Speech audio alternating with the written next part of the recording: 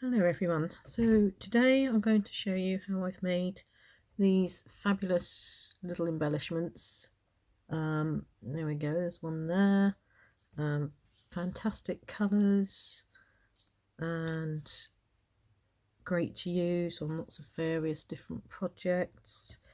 There's little words that you can put onto various other little pieces here, change the name, all fabulous bright colours.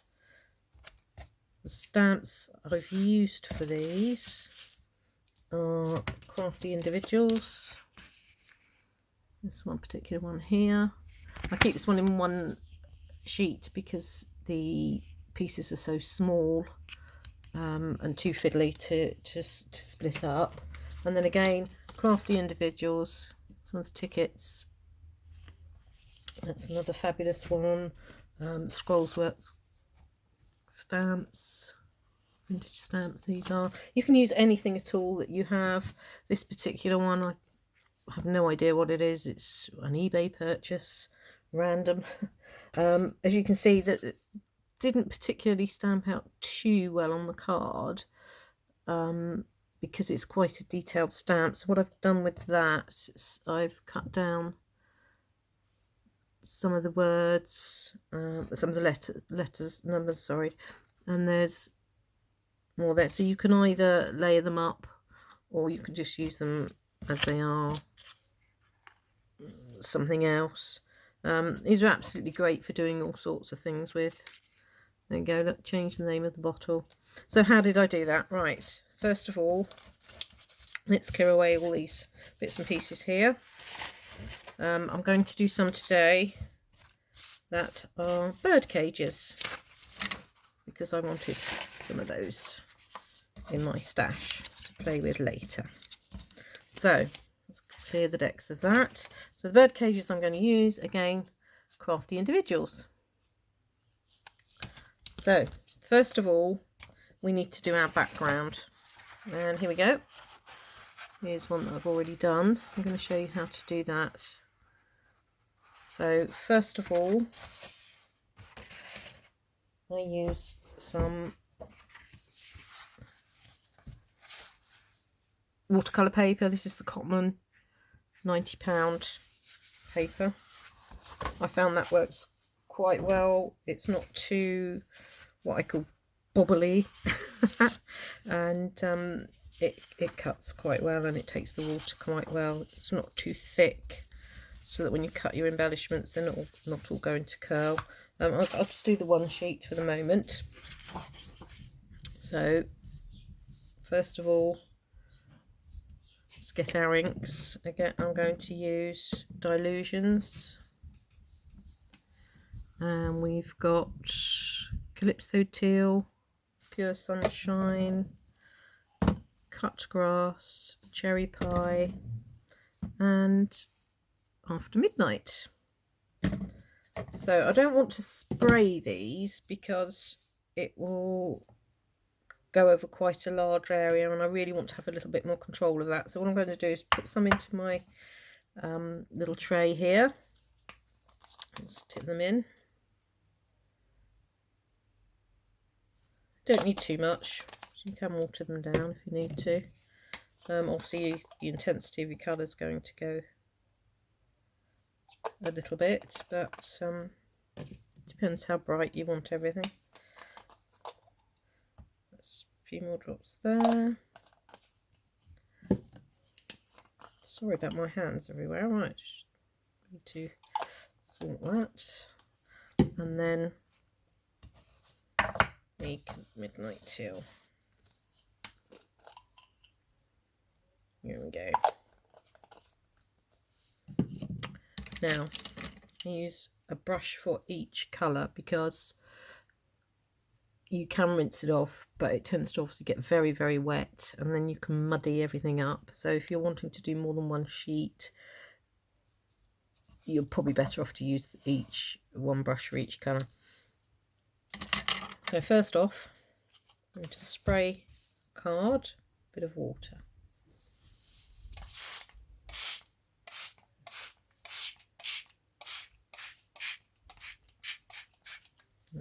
done there then. Pot of water here. Probably need to, let's do that a bit more. That's it. So let's wet my brushes. Decide what colour we're going to start with first. Obviously up to you, any colour you like. Let's go with the midnight. Just do some lovely strokes like that. And spread it out as much as you want. Put more or less on, depending on how you feel. If you want a nice depth of colour, add a bit more. Then let's go with the red. I think that looks quite nice together. There we go.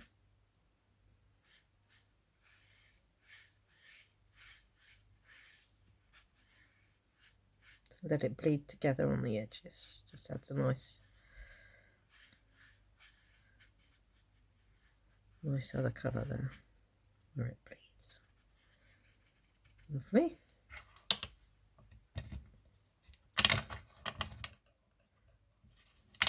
Yellow.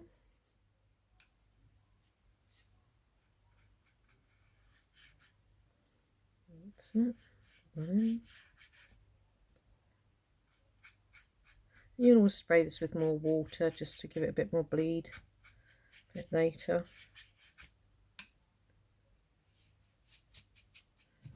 Move it out of the way.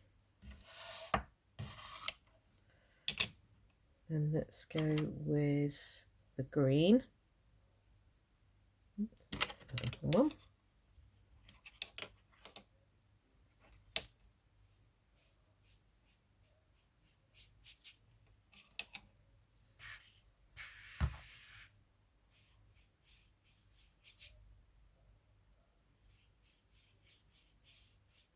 There we are. Do I need some more? Yeah, I always need more. And then the blue.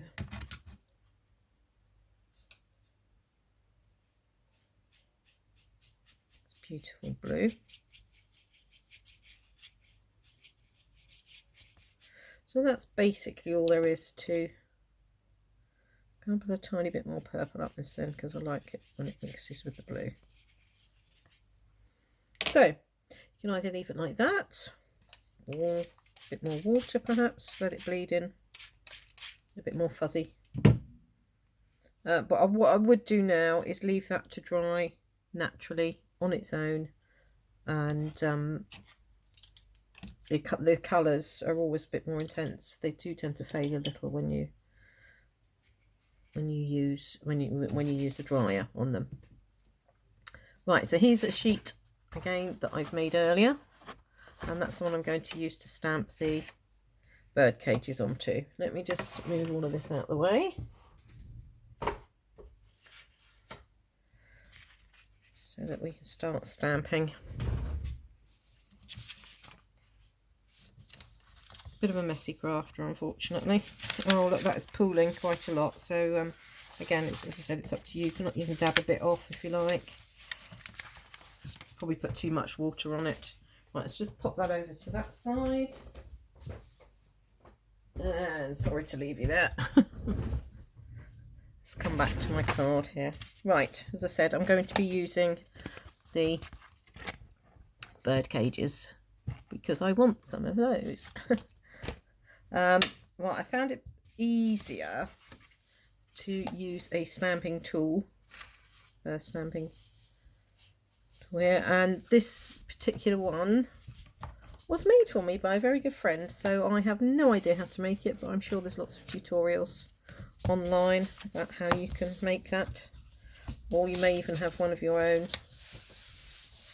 Any sort of stamping platform will do. By the way, you probably need to leave that one that we've just done to dry for probably a good couple of hours before you start stamping. If you try and stamp into wet paint, it's not very good. It doesn't work very well. So the reason I use the stamping platform is because of the texture of the paper. Sometimes it's difficult to get an impression first time, so I find it a lot better to use this, and then if you've got to go back in again, you can. Now the other good thing about this is you can position your stamp any way you like on any of the colours, to make sure you get what you want. Let's have a look at that then. Yeah, so you're going to have to do that again. It's not looking too bad, but I probably need another couple of goes. Looking good anyway. And again, you can use any stamps at all that you have in your collection. Anything at all that you want to use. You can mix and match these for any project that you're doing, or like me, you can just do them and put them into your stash, and then you've got them for when you need them or want them for a project that you're going to do. Don't waste any of this, by the way. You can always infill all these little extra bits and pieces with smaller stamps later. Let's have another go over with this. Get a bit more pressure onto it in the right spots. There we go. Oh, that's better. A lot better. Right, I've just got one area here that doesn't seem to be working very well, this particular line down here, so let's go in again.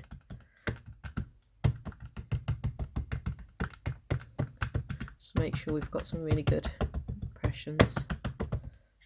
There we go, and that, by the way, the ink there I'm using is the Versafine, the black. Right, this particular line here, let's make sure we get some pressure onto that. Like so. There we go.